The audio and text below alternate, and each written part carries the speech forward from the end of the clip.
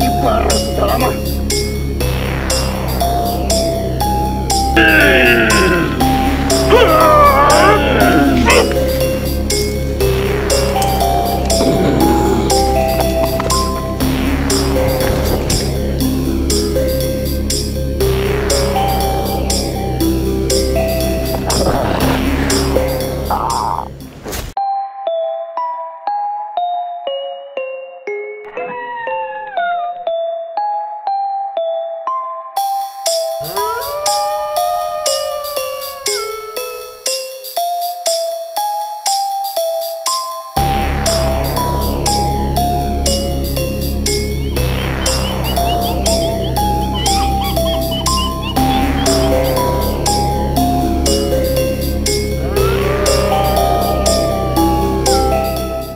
Oke pemirsa dunia mistis, pemirsa setia, pencinta dunia metafisika, kembali berjumpa kembali dengan kami di Papir Official di Ternyata Bukan Mistis.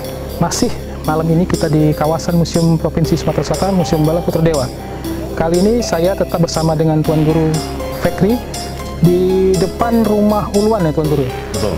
Kalau misalnya Tuan Guru bisa jelaskan sedikit rumah Uluan ini gimana Tuan Guru?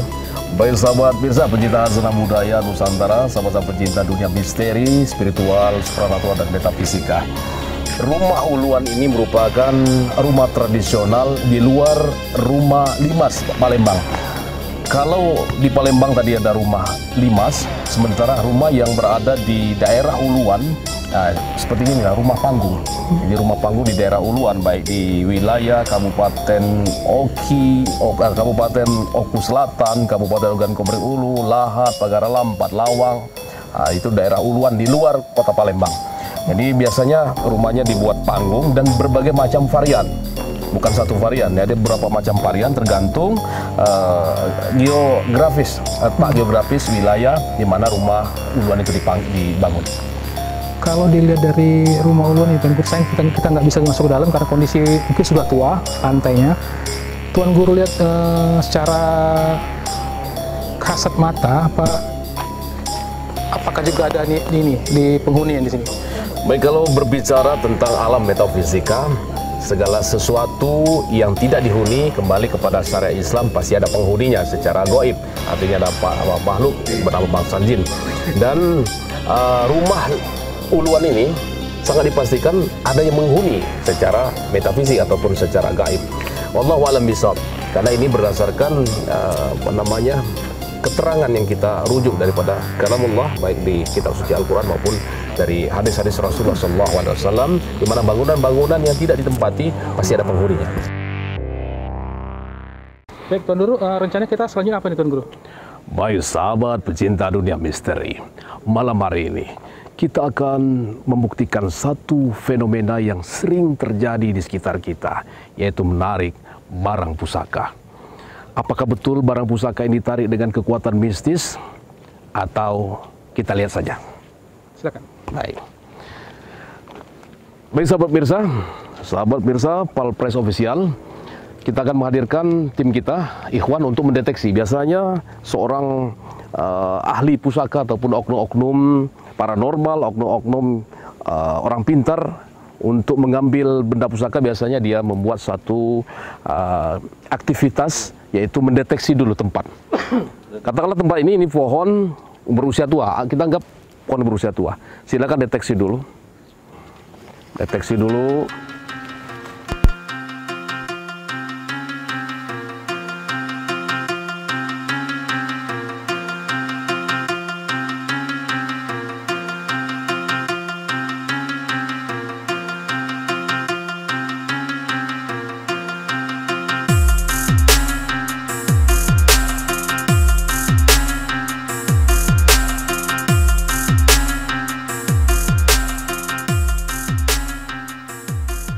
Kalau memang tempat ini ada pusaka ataupun ada benda, kami mau tarik, mau kami sedot. Ada pusaka. Pusaka apa gerangan dalam yang ada di tempat ini?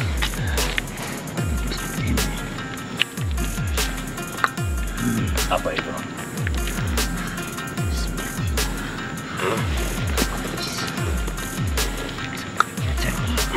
Coba yang lain, coba cari.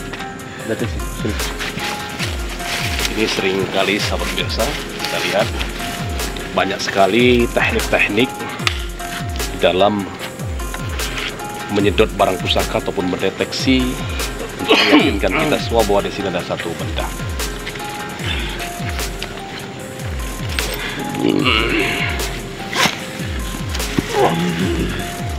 Ini tidak menggunakan bahan bakar, tidak menggunakan minyak, kita lihat.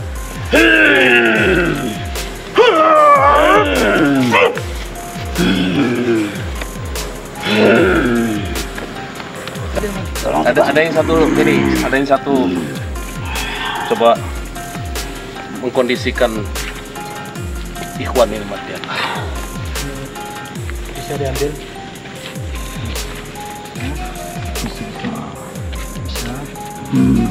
Tolong angkat.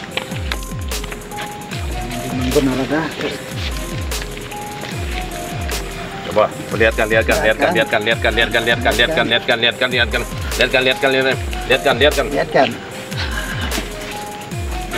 Coba lihat. Coba lihat dulu. Coba disadarkan dulu. Sadarkan.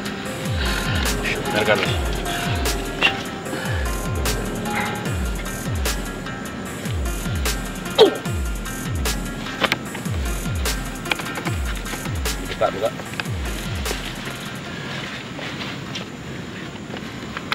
Belum. Biasanya kalau bangsa jin biasanya suka menipu daya. Ya, menipu daya itu apa yang dia perlihatkan kepada kita. Nah, seperti. Sudah, silakan dinetralisir. Netralisir dulu. Ya.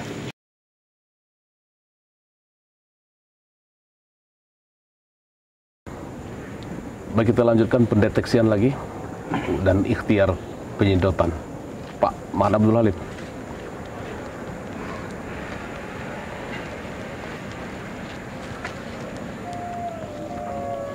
Ini teknik penyedotan tanpa menggunakan bahan-bahan laku ritual ataupun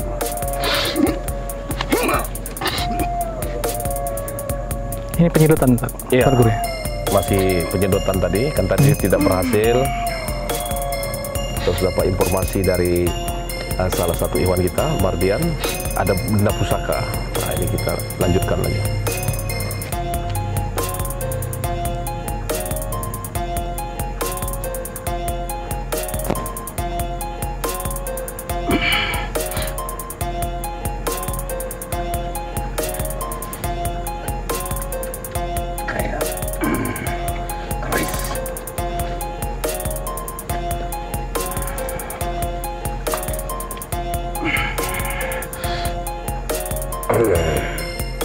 Tidak bisa. Barang ini barang sudah lama. Netralkan, Pak Basir, netralkan. Biasanya sahabat pemirsa pecinta dunia misteri dan dunia metafisika, ketika ada adegan-adegan seperti ini tidak berhasil ataupun tidak ada satu keputusan di dalam pengambilan pusaka ataupun tidak diizinkan, maka si oknum paranormal ataupun oknum penyedot barang pusaka ataupun benda-benda yang ada di alam ini membuat satu teknik berikutnya. Dan teknik ini kan saya lakukan sendiri seperti ini. Bismillah, saya akan turun langsung untuk mengambil karena benda yang ada di sini. Bismillah.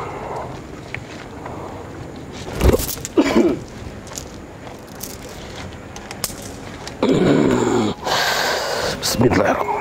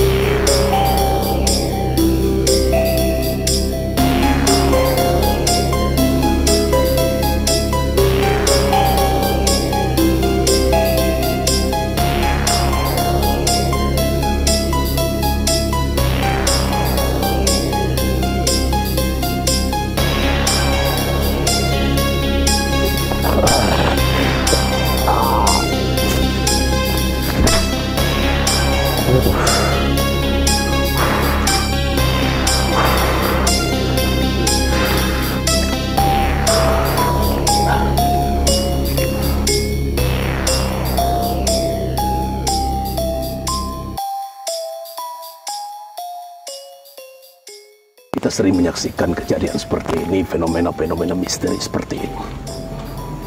Yakinlah bahwa meskipun alam ini menyimpan misteri, tetapi tidak semudah yang kita bayangkan membalik telapak tangan, menarik benda-benda pusaka yang ada di alam. Semua yang kami lakukan malam hari ini adalah untuk meluruskan bahwa benda pusaka ini sebetulnya bukanlah pusaka.